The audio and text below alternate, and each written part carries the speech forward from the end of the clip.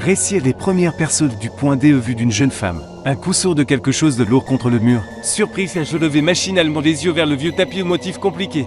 Cloué au mur au-dessus de mon lit. Les cris qui montaient en intensité semblaient avoir atteint leur paroxysme. Seules quelques minutes plus tôt, je pouvais encore distinguer quelques mots.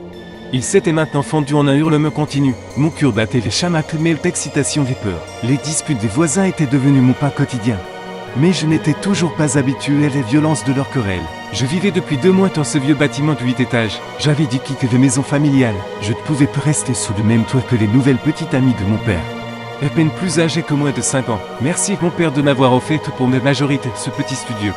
Affirmant qu'il ne voulait plus que sa fille traîne dans des foyers étudiants douteux. Mais peut-être que dans un foyer j'aurais plus de tranquillité. Au début, ce nouveau logement me convenait parfaitement. Un supermarché se trouvait au rez-de-chaussée. L'université était une seule station de bus et pied. Un plein d'eau artificielle et un parc où je me promenais tranquillement le soir était tout près. J'avais été surprise de voir qu'un appartement dans un quartier aussi agréable se vendait si bon. Marché. Une semaine plus tard, j'ai compris pourquoi. Tout était une question de l'appartement numéro 38. Non seulement notre cage d'escalier, mais tout l'immeuble voire le cours. Connaissez le locataire de cet appartement maudit. Il s'agissait du couple Banco, Ludmilla, ou simplement Liouble, une femme obèse d'un âge indéterminé. Son coépé était toujours couvert d'échymoses sous les yeux, sa peau jaunâtre semblait malade. Elle ne portait apparemment qu'une seule robe de chambre bariole, avec une large pièce rapportée sur le ventre. Ses cheveux blonds étaient toujours un désordre comanie chaotique. Semblait n'avoir jamais connu ni peine ni savon. Sa voûte était rauque et grave même sans les voix qu'on aurait pu le prendre pour un vieil homme. Son marque Vassili était en contraste avec elle grosse maigrette avec d'énormes poches sous les yeux. Assez grande pour y loger quelques pommes de terre. Son dégonflé pendait au-dessus de ses lèvres supérieures, tandis que sa lèvre inférieure était toujours tombante. Derrière ses oreilles décolletées, quelques mèches de cheveux incolores dépassaient. Contrairement à ce fait, Vassili changeait parfois son maillot de corps sali pour d'autres cheveux, tout aussi propres. Les premières fois que se croisaient Ludmilla, un peu plus tôt, je l'ai trouvée allongée près de l'entrée. Sa robe de chambre était relevée jusqu'à ses sous-vêtements. Elle avait des éraflures fraîches aux genoux, probablement dues d'une chute. Mais elle s'en moquait. Elle plein ventre sur l'asphalte poussiéreux comme une tortue retourne. Elle marmonnait des mots incompréhensibles. « Que vous arrive-t-il » m'exclamai-je, m'approchai, posant mon sac de course par terre. Je jetai un regard réprobateur et les voisines du 3e étage qui déchargeaient des sacs du coffre. De ces voitures. Ne t'occupe des lança-t-elle en plaquant le coffre. Ce sont les ivrognes du quartier. Son mari arrive-t-il s'en occuperait. J'en ai fait une minute plus tard que Vassili apparut au coin du bâtiment, s'appuyant d'une main contre le mur, dans l'autre qu'il serrait un sac noir froissé teinté des bouteilles vertes. Ses têtes tremblaient légèrement, ses jambes écartées pour garder l'équilibre. « Liube » hurla-t-il d'une voix rauque et déchirante. « Liube, tu es ma petite vasanquin » Gémit-elle pour lever les bras. « Aide-moi, mon cher, et je suis tombé. »« Mon Dieu, quoi ce que vous êtes d'enfin vous saoulez à mort » grognèrent les voisines crachant par terre avant d'ouvrir les portes d'entrée. Je me glissai derrière elles, le voulant plus assister à leur dispute. Par la suite, je les ai souvent vus gisant tour et tour dans les cours. Une fois que sortant de mon appartement, j'ai accidentellement frappé Vassili et la tête avec la porte. Il était recroquevillé dans le seau d'entretien, il formait une mare entière sous lui. Il m'est arrivé de croiser leurs invités telle l'image des propriétaires de l'appartement 38. Non seulement ils sentaient souvent mauvais, mais ils pouvaient soudainement se mettre à crier. Il pleut-il salissait les escaliers. Il faisait peur de sortir de chez soi, surtout pour les enfants et les personnes âgées. Je ne me souviens pas d'un seul jour où j'ai vu le couple Banco sobre. Le maître et il pouvait se disputer violemment souvent jusqu'au couper le soir. Ils se réconciliaient avec passion. Ou l'inverse, ce couple mignon me faisait penser à jeter un gobelin empoisonnant la vie d'un petit village. En l'occurrence celle de tout notre immeuble. Et surtout, personne ne pouvait rien faire contre eux. La police ne réagissait plus aux plaintes des voisins. Le policier de quartier les écartait d'un geste négligé, disant que ce n'était pas de son ressort. Ils ne sont pas agressifs, ils sont juste ivres et traînent nous pour leur semble. Bien que je ne sache que ce qui entendait par nous agressif. Les voisins m'ont raconté quelques histoires particulièrement édifiantes sur les bancos. Par exemple, Ludmilla avait accaparé toute l'aire de jeu pour enfants, chassant les enfants que leur mère à coups de cric avant de se mettre à leur lancer des pierres. Vassili avait un jour arraché le canne des mains d'un vieil qui l'avait frappé plusieurs fois dans le dos. Étonnamment, les Banco n'avaient aucun problème. Moi, mais j'ai vu depuis mes fenêtres comme ce couple ivre s'était près d'un coursier avec un sac à dos. Roche sans raison apparente. Mais le pire était la découverte près de les poubelles au 2e étage. Je suis tombé sur le cadavre d'Anne Ferrand. Le pauvre animal était couvert de sève et une traîne rouge menait droit à l'appartement 38. Accusés de ce meurtre, les Banco se sont contentés de rire. Ils ont même menacé de s'en prendre aux autres chasseurs que les grands-mères nourrissaient, promettant de les acheter menus. Un jour, j'ai décidé de publier l'histoire des Banco sur internet, de parler de l'inaction de la police et de susciter une vague d'indignation. Les commentaires ont afflué. Certains ont même suggéré de contacter une émission sur la première chaîne. J'y ai sérieusement réfléchi. Je n'ai même parlé de certains voisins qui étaient tout à fait d'accord. Mais il a stressé à me rentrer chez moi après les cours. Ravi que mon professeur ait apprécié mon exposé sur les inscriptions cunéiformes chourites. Je me suis dit que le temps était sec et chaud. Je pensais à une promenade autour du lac avec une amie. En approchant de l'entrée, j'ai ralenti le pas cherchant des clés de mon sac. Derrière une voiture garée. Je voyais que le banc où les grands-mères bavardes avaient l'habitude de s'asseoir. Mais ce jour, elle n'y était pas. En contournant la voiture, je me suis figé, mon sac levé dans les mains. Tout le blé était occupé par les bancos. Près d'une poubelle renversée se trouvait une autre bouteille de vaudevert presque vide. Ils étaient donc déjà bien ivres. Je voyais un frisson de dégoût m'y parcouru. Les bancos étaient assis serrés l'un contre l'autre. Une jambe de Ludmille couverte de veines bleues tout était posée sur les genoux maigres de Vassili. Sa robe de chambre était ouverte presque jusqu'au nombril, les mains droites de son mari. Glissé sous le tissu frais malaxé ses poitrines charnues, ils s'embrassaient passionnés avec des bruits de souillons. Comme s'ils essayaient de dévorer leur langue. S'éloignant de son mari, Ludmille jaltait lourdement comme après un marathon. Tu te souviens? Grande Vassili frottant son nez contre les joues de ses bien-aimés. Comme dans deux villages près de les clôtures, je m'en souviens en que s'exclamait la femme en laissant tomber ses jambes levées. Elle se plaçait, ses mains glissent dans le pantalon taché de Vassili commence à bouger activement. Les bancos gémirent bruyamment. Une nausée me monta à la gorge et je sortis de mes stupeurs. Serrant fermement des clés de bonnet au point de me piquer les paumes. Je me précipitais presque en courant vers les portes, en essayant de ne pas les regarder. Je glissais les clés électroniques dans la serrure de l'interphone et me faufilais dans les pénombres. Je soupirais réalisant que j'avais involontairement retenu mes respirations d'indignation. Comme elles se planaient de seulement 10 mètres de l'air de jeu pour enfants. Mais leur expliquer quoi que ce soit était inutile. Leur cerveau était depuis longtemps imbibé d'alcool. J'accrochais mon sac à mon épaule et me dirigeais vers l'escalier. Je n'utilisais généralement que l'ascenseur. 2 étages seulement. Et alors que je montais les premières plateformes, j'entendis les sonneries de l'interphone. Dans l'antre qui fit un peu plus clair à cause de des portes ouvertes. Je me retournai pour voir quel voisin rentrait. Peut-être devais-je le saluer? Dans le rectangle de lumière qu'une silhouette voûtée longue au bras maigre apparut brièvement.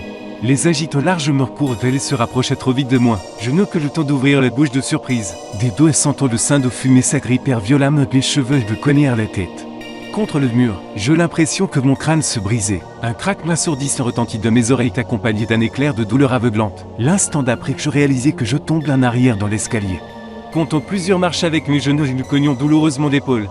Réussis un peu bien que mal me recroqueviller pendant la chute. Mon cœur battait tout rompre de ma gorge. La partie droite de ma tête semblait se désintégrer sous les douleurs. Les larmes devant mes yeux m'empêchaient de voir clairement. De 4 pattes, elle tente de sanglots, je rampais vers les portes. Essayons de crier une supplication pour obtenir de l'aide. Un coup de pied dans les côtes me coupe le souffle. Je m'effondrai de nouveau sur le sol de recroqueville, essayant de respirer avec difficulté. Plusieurs autres coups s'abattirent sur mon coffre et dans le dos et sur la tête. Puis on me saisit de nouveau fermement par les cheveux emmêlés. On me secoue, me soulevant. Une haleine fétide touchait la joue mouillée de larmes. Tu oses encore dire un mot sur moi, la femme? Grande Vassili d'une voix rauque et ses lèvres frôlant mon oreille. Un seul mot de plus sur internet et je te sors les boyaux. Il disait encore quelque chose à propos de mes yeux de bouche et de des parties intimes. Ce qui leur ferait si je ne supprimais pas tous les messages sur ce famille. Dans la tête peut se mélanger, mais j'avais compris l'essentiel qu'il me menaçait de mort. J'acquiesçais plusieurs fautes promettant de tout effacer immédiatement. Pour finir qu'il crache directement sur mon visage, je retourne dans les cours. Moi, je suis resté longtemps assise par terre pour crise d'hystérie. Tout mon corps me faisait mal, surtout la tête. Je la palpais soigneusement, vérifiant qu'il n'y avait pas de saignement. Et grand-pète, j'arrivais jusqu'à mon appartement. Glissais les clés dans la serrure seulement après plusieurs tentatives sans me déshabiller. M'effondrer sur le canapé, ce fut le pire jour de ma vie. Malgré une terrible migraine et des douleurs dans la poitrine, je ne suis pas allé à l'hôpital. J'avais trop peur de sortir. De plus, j'entendais les voix rauques des bancos sous mes fenêtres.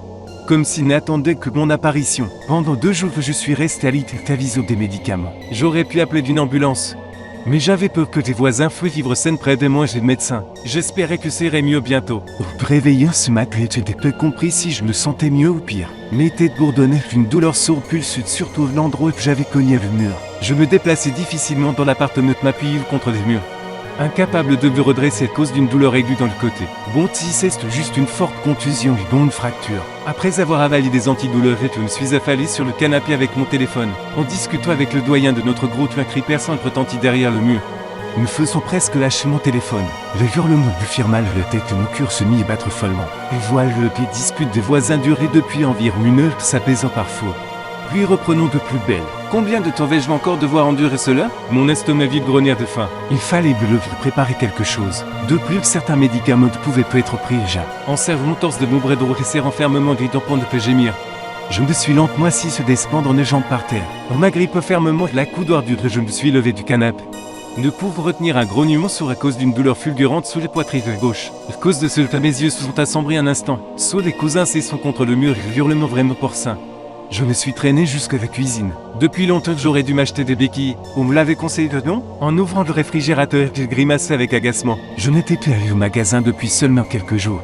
Il n'y avait déjà plus rien de manger. Il ne restait qu'un sachet de une bouteille de kéfir. Quelques bocaux que m'avait apporté une amie. Une salade avariée. Avec ça, je ne me nourrirai pas. Donc il faudrait prendre un risque. Commander une livraison et d'espérer que les bancos ne s'en prendront pas un nouveau livreur.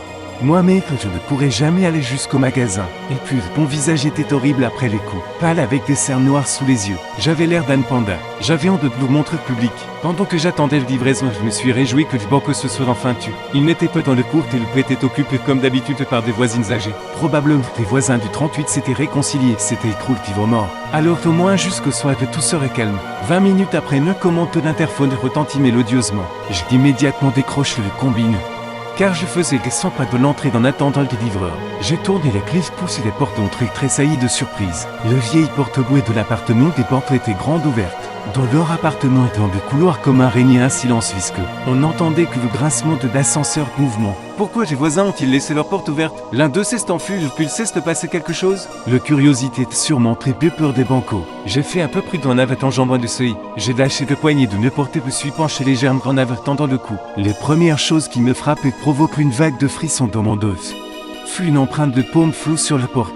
De grosses éclaboussures sur le papier peint décoloré de l'entre d'une flaque étalée sur le linoléum sale. Du sang. C'était clairement du sang. Je savais que les bancos se battaient régulièrement, se cassant mutuellement les lèvres.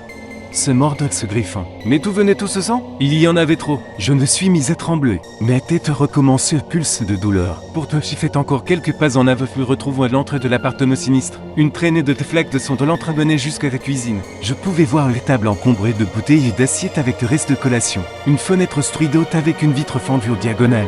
Un tabouret renversé avec des éclats de vaisselle cassés tout autour. Du côté du tabouret, je voyais les pieds nus de l'une lourlée de sa robe de chambre. Ses talons étaient couverts de sang. On dirait qu'on l'avait traîné de des portes d'entrée jusqu'à la cuisine. Même si je n'aimais peu Ludmilla, c'était un être humain qu'il fallait l'aider. Agrippant les fermetures éclairs de veste d'intérieur avec des doigts tremblants. J'ai entrouvert les bouches pour appeler doucement les femmes. Je suis resté figé. Me demandant si Vassili n'était pas dans l'appartement, s'il ne s'en prendrait pas moi aussi. Et comme s'il avait lu de réponse, Vassili est apparu dans la cuisine. Il est sorti de derrière le mur enjambant ses femmes comme si elle était une bûche sans âme. Elle s'est figée par l'embrasure de la porte. La lumière de la fenêtre tombait dans son dos. Si bien que je ne distinguais pas clairement le visage de l'homme. Mais il semblait que ses yeux brillaient d'une lueur malveillante de la pénombre. J'entendais son souffle rauque haletant comme celui d'un cheval épuisé. Son maillot blanc sur la poitrine était tout mouillé de rouge. Dans ses mains droites, il serrait fermement le manche d'une hache dans sa gauche. J'ai porté de main les bouches, il tenait fermement les cheveux emmêlés de la tête de sa femme. Son visage était défiguré par un coup d'hache oblique écrasant son nez. Son nez droit était gonflé d'une masse sanglante. Le gauche sortait de son orbite. Sa langue enflée pendait de sa bouche. Une alarme brûlante retentit dans mon cerveau. Il fallait fuir. Il fallait vite me barricader pour mon appartement, verrouiller toutes les serrures. Mais j'étais comme Chloé au sol. Mes jambes étaient en coton. Je restais sur place haletante, sentant des larmes chaudes couler sur mes joues. Le jour intérieur me recouvrit au court, mais je n'arrivais pas à me déplacer. Vassili émit un son guttural étrange, te faisant un grand jet s'avançant directement sur moi. De travers l'entre, la tête de Ludmilla. Elle volait comme ralentie, tournant dans les effets, sa langue oscillait. Alors que je suis revenu, je m'entourant de toutes mes forces, me protégeant les bras du choc. La tête me frappait très fort au coude, tombant sur le sol avec un bruit sourd. Sous les regards, je me suis précipité vers ma porte. À cause de mouvements brusques, j'ai un enlocure. Mes têtes à tourner, soit à cause de les blessures, soit à cause de la terreur inimaginable. Enjambant le seuil, j'ai réussi à m'agripper de mes deux mains les poignées de porte tordue. Une douleur aiguë et brûlante a traversé mon omoplate gauche. Je criai tombant à genoux à cause de mes jambes qui flageolaient. Du filet chaud coulait de mon dos. Mon pouls immédiatement était trempé, collé de peau. Je me suis retourné se lâcher les poignets et j'ai vu Vassili au-dessus de moi. Ses yeux brûlaient d'une rage folle. De l'écume apparaissait au coin de ses bouches tordues. Au-dessus de ce texte, il levait l'âge pour frapper. On dit souvent qu'avant fait toute la vie d'une personne défile devant ses yeux. Moi, j'ai simplement pensé mon père. Comme il serait triste d'apprendre ce qui m'était arrivé, quelque chose de vert et de caractère violemment heurtait Vassili avec un bref bruit. Perdant l'équilibre, le voisin recule sur le côté, s'estapille contre un tuyau d'eau vertical. Entre nous, un volumineux sac de livraison est tombé par terre. Un jeune homme d'une veste voyante pareille me soupçonne sous les bras. mais facilement tiré dans l'appartement. Vassili hurle comme un ours cesse de précipiter sur nous. Le livreur est claqué et porte juste devant son nez, s'y appuyant de tout son poids. Le voisin hurle encore plus fort. Son bras droit que jusqu'à l'épaule réussit à se faufiler de l'entrebâillement. Agite l'air avec des doigts crochus. Attrape le tissu de la veste du livreur et grimpe plus haut. Il a trouvé le couvert du jeune homme qu'il serre fermement. Le garçon jette. Le porte sous lui est tremblé. L'écart entre elles de chambranle s'est élargi. Encore un peu et Vassili allait forcer le passage. En appuyant d'une main sur le bas chaussure que j'ai réussi à me lever. Serrant les dos de douleur, mais il rien trouvé de mieux. Je me suis précipité vers le livreur et me suis accroché de la main flasque forte du voisin. Le cri de Banco résonne horriblement dans mes oreilles. Il cesse de débattre et fait porte trembler sous des coups sourds. Mais je dépêche les mains de l'assassin enfonçant les doigts plus profondément dans ce chair. Enfin d'un coup puissant le voisin réussit à retirer son bras. Le livreur immédiatement claque et porte verrouille la serrure au maximum. Et nous avons tous les deux reculé. Banco criant quelque chose d'incompréhensible de frapper il se porte avec lâche. Le frapper si fort qu'elle tremblait, à peine tenue par ce charnière. J'ai vu la nausée cause du goût de sang de boucher de toute cette situation. Mon visage était mouillé, soit de larmes, soit de sueur. Ça va le demandait le livreur. Il t'a beaucoup fait mal? Je ne distinguais pas clair de son visage et bien qu'il soit à côté de moi. Ses traits de s'imprimer peu de bêtise bourdonnante. Je le sais plus et je marmonne vite m'appuie contre les portes des toilettes avec mon épaule droite. L'œil gauche semblait brûler de feu. Tout autour semblait irréel. Comme si je m'étais simplement assoupi sur le canapé que je faisais un cauchemar. Ce serait bien de simplement se réveiller. Après une minute d'effort à charge, Banco est abandonné l'idée de forcer la porte. On l'entendait grogner de colère se dirigeant vers l'escalier. Frappe les murs avec le manche de lâche. Il sortait dans les rues. Il y avait plein de monde là-bas. Putain, juré le livreur en arpentant nerveusement le couloir. J'appelle la police et ils ne répondent pas. Il faut éviter d'articuler avec difficulté. Il faut prévenir. En m'appuyant d'une main contre le mur, je me suis dirigé vers la cuisine, vers les fenêtres. L'espace autour de moi oscillait comme si j'avais soudainement été sur un bateau de mer. Mes jambes refusaient d'avancer. Le livreur me dit quelque chose d'autre, mais je n'ai pas pu distinguer un mot. Un bourdonnement désagréable réapparaît dans mes oreilles. Je n'ai pas remarqué les petites tables sur mon chemin.